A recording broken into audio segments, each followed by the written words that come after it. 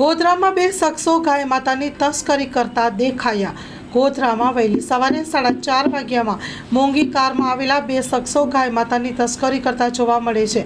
CCTV કેમેરામાં બે અને એક ડ્રાઈવર સાથે ગાયની તસ્કરી કરીને ત્યાંથી ભાગી જાય છે। આ ગોધરાની સીસીટીવી કેમેરામાં નજર આવે છે અને ગોધરાની આ ચોંકાવનારી ઘટના છે।